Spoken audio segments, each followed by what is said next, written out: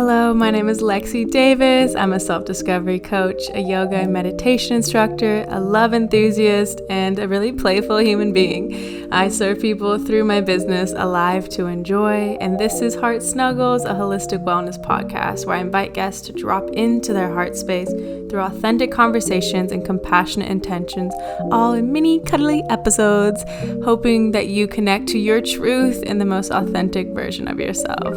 I hope you enjoy.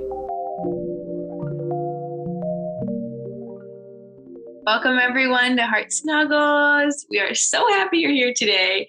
And I brought a lovely friend from all the way across the world that we met on Yoni Circle, and I'm so grateful for her. So yes, go ahead and tell them all your magic. Okie dokie. So my name is Jamila. Lovely, and thank you for having me, Lexi.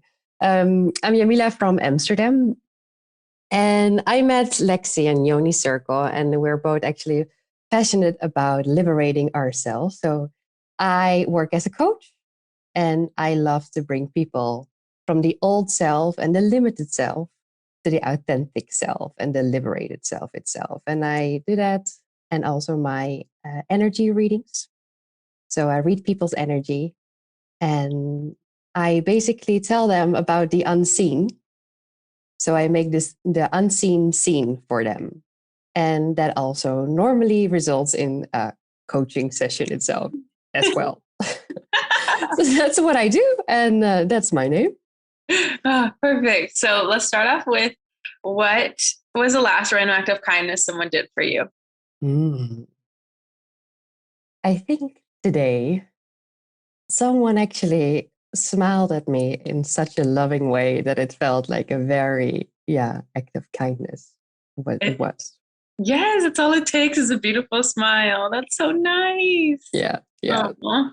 It was very loving. You can feel the energy. It's like so different when someone just like versus like hi. And a stranger, right? And you feel like, oh, we don't know each other. And this is just a little encounter and just saying hello to each other just by smiling. I love that. Yeah.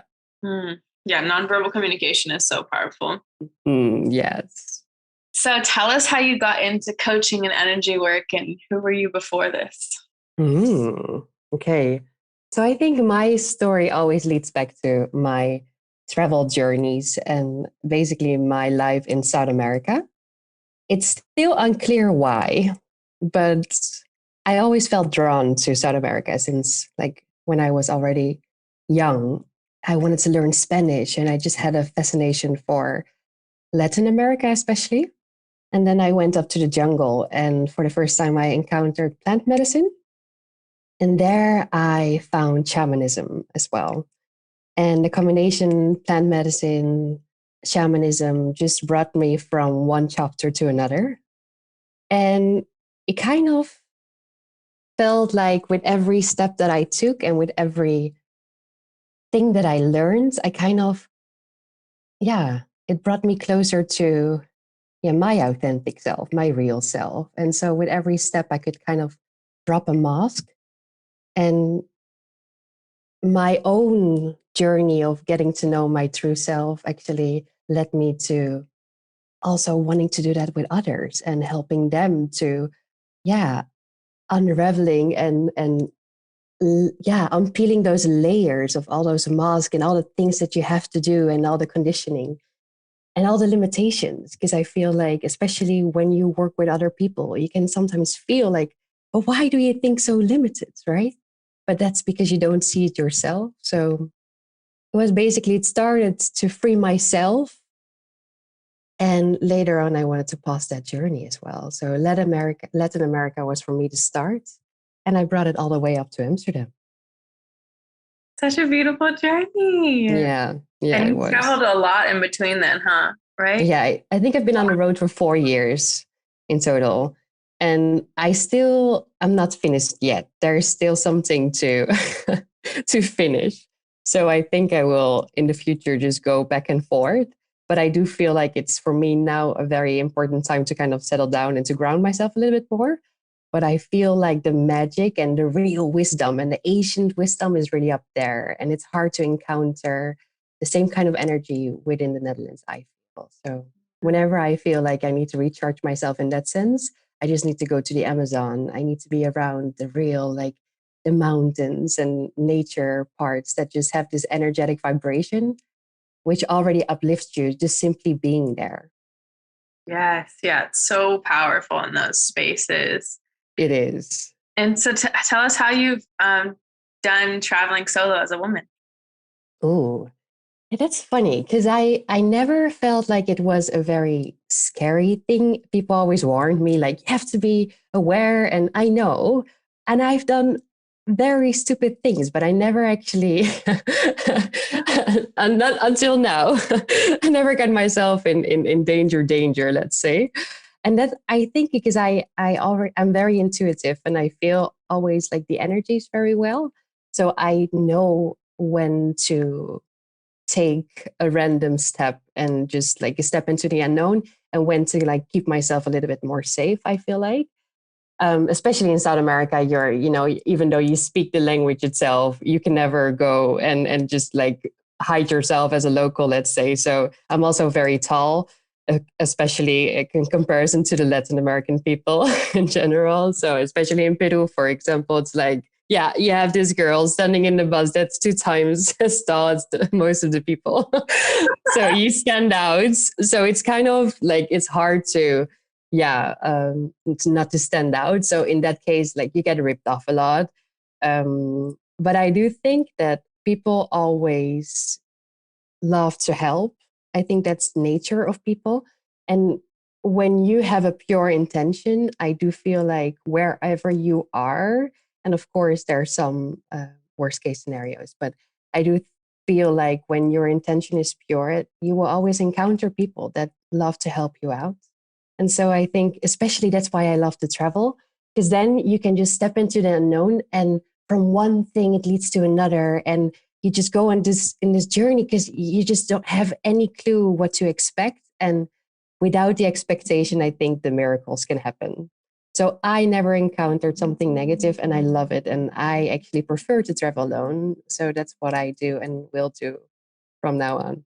So magical. I think that is so Yeah. important. It's like there's all these, like, all the fear, but most of the time, like you, I've been a lot of places either with or by myself, and it's always so great. Like It I've never is. experienced anything like that. And I think it's the two things you said, like being a good person and having good energy, and then connecting and knowing your intuition is so important because you really need to be connected to yourself and your inner compass because it's always guiding you. And like you totally know when to Exactly. hop in the random car and to go with those random people. And it's like, even if they're all men or whatever, like it's fine because your intuition's You just described one of my scenarios. Love it.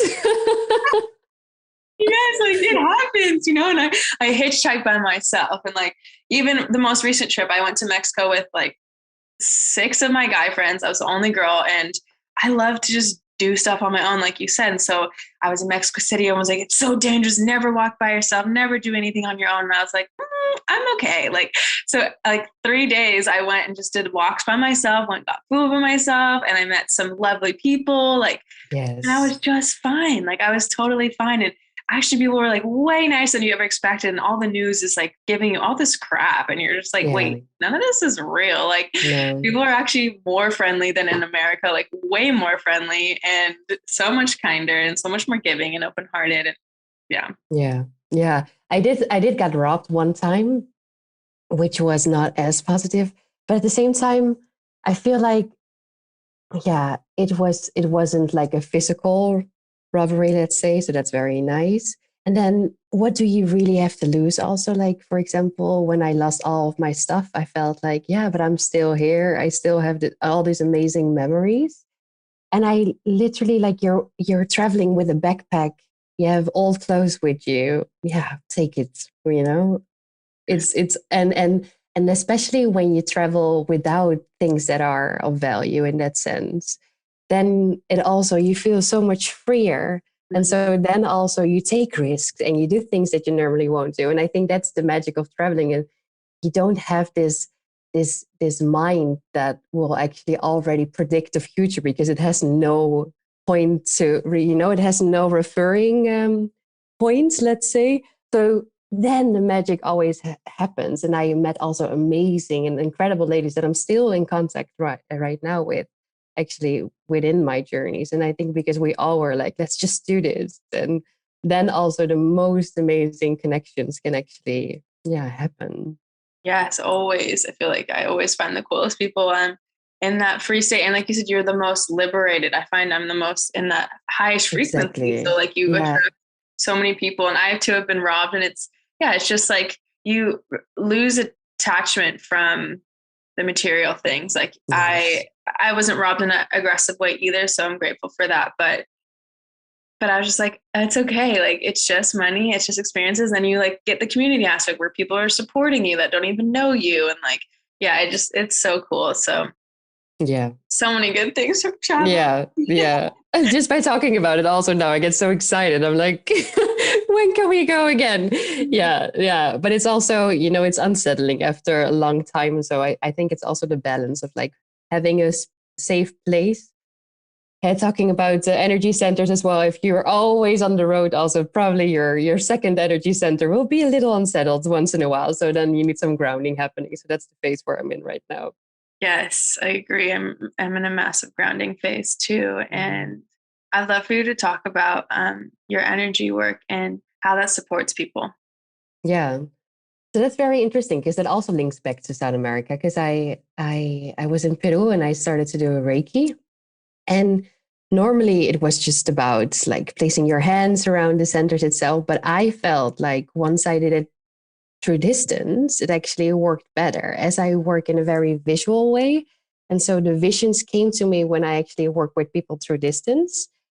And working with shamanism in South America and doing a lot of plant medicine, and also in my ceremonies, there were always a lot of animals. And I never really looked into it. It was not that I studied anything or yeah, but I just, the moment I started to experience and to experiment with these energy readings through distance, um, animals came to help me, basically. That's the only way how I can describe it.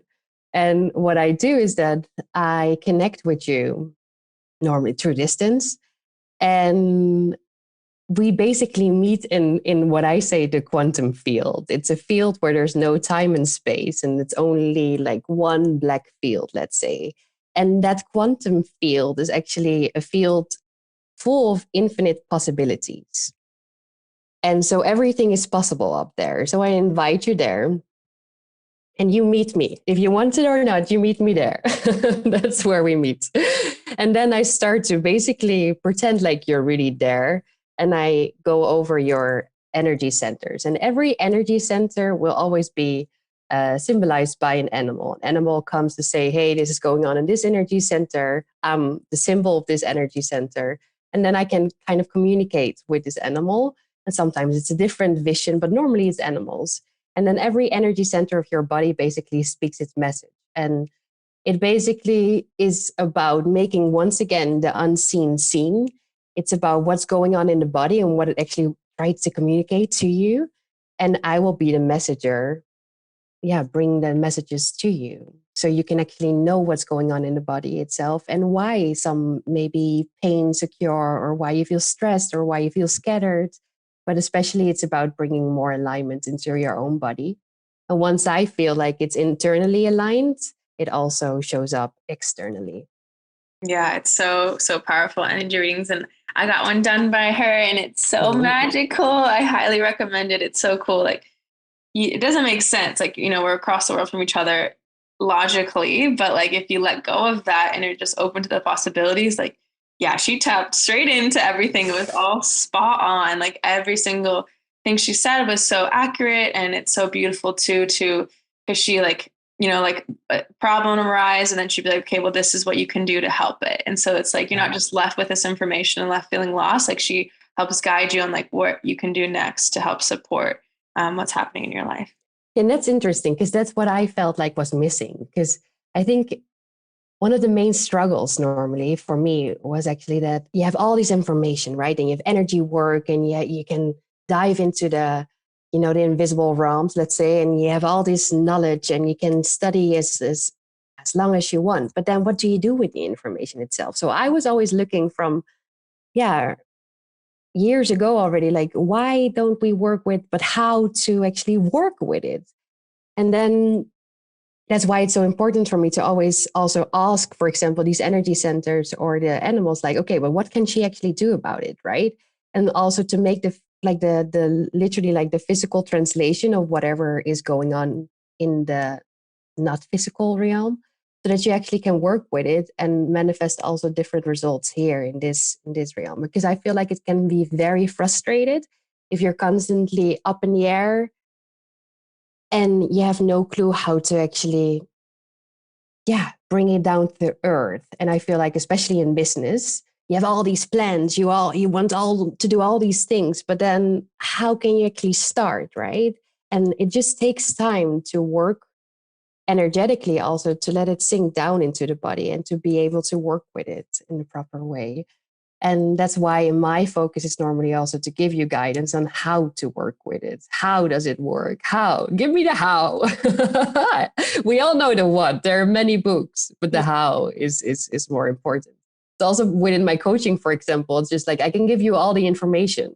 But what I like to do also is, for example, just to place you somewhere and just to have a dialogue, for example, of like, okay, tune now into your body. What is it telling you? How do I join in? Okay, let's try. And then I give you cues how to tune in within, to directly apply it in such a way that you don't leave sessions with just simply information. Yeah. And I feel like that's something that, as I don't know, I just noticed that lots of people are working in that sense or in that way right now, because there's just a longing for knowing how to approach things instead of just knowing what.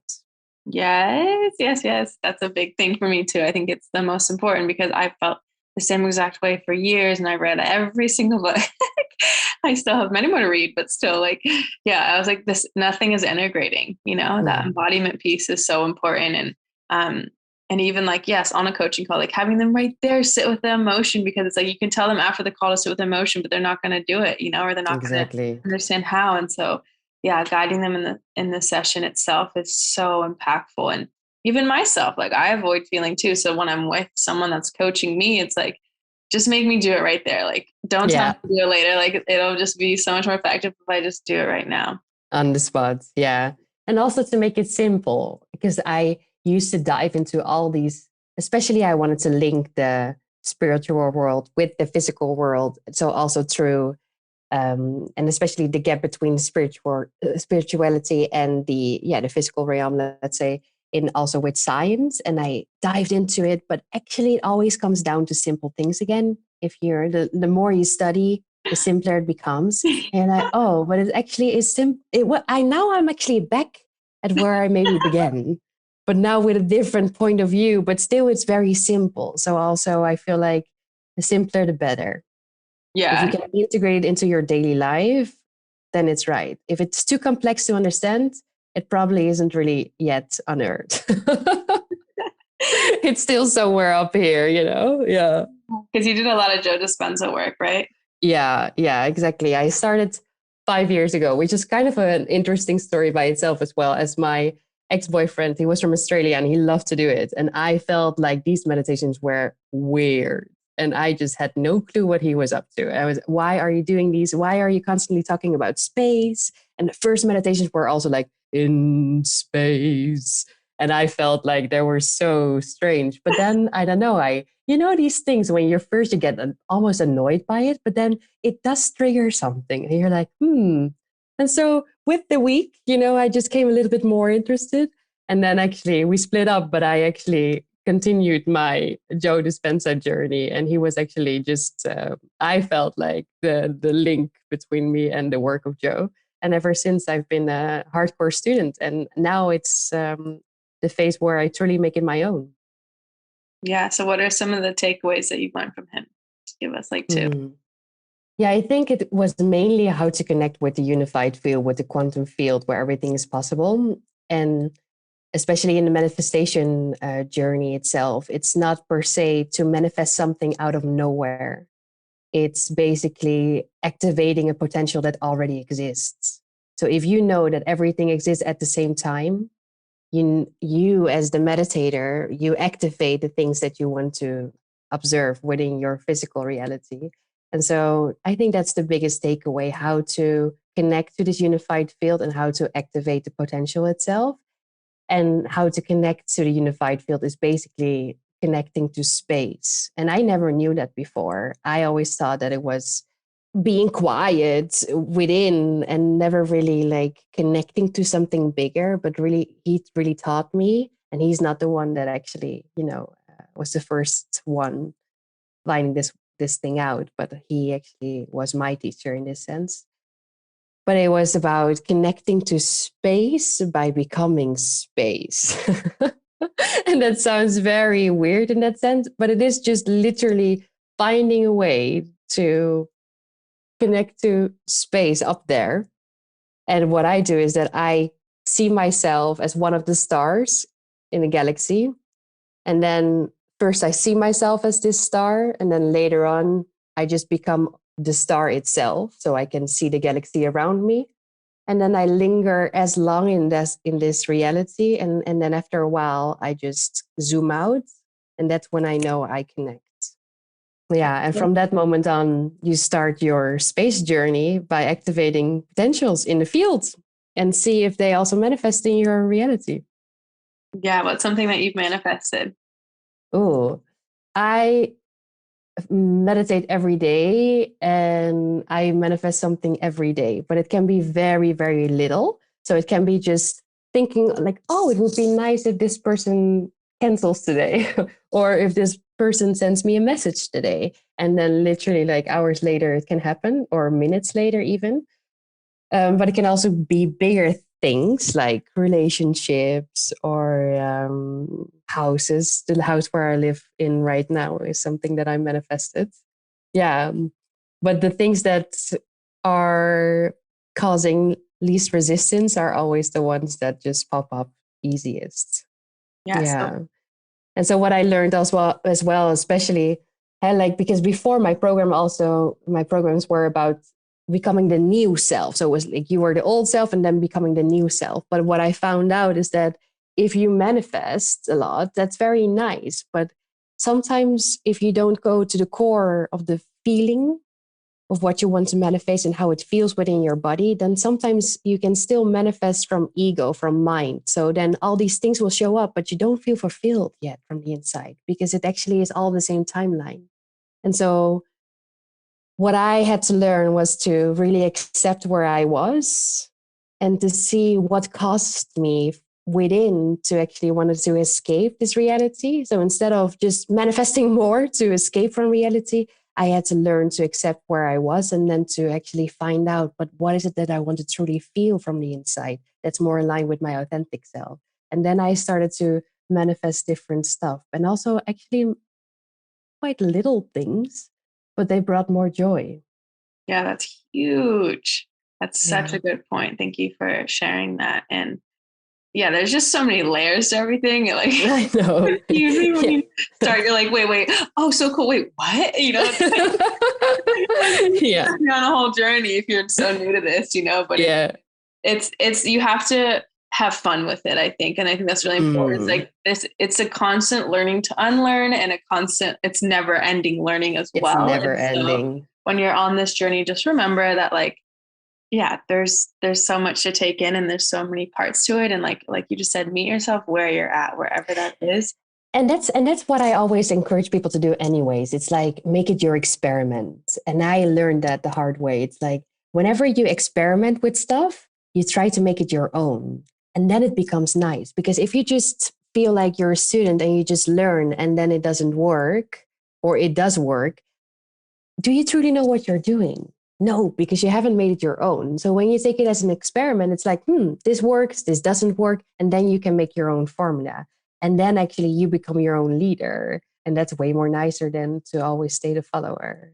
Mm-hmm. Yes, that empowerment is so good. Yeah, baby. Oh, thank you so much for being here today. This is amazing. And if people want to get a reading or coach by you, how can they find you? And what do you offer? Yeah, thanks for having me, Lexi. You can find me through my website, jamilavriesman.com. Maybe you can place it underneath the podcast as well. And they actually get from the coaching sessions and the energy readings, 10% discount by Heart Snuggles 10 with the code all small letters.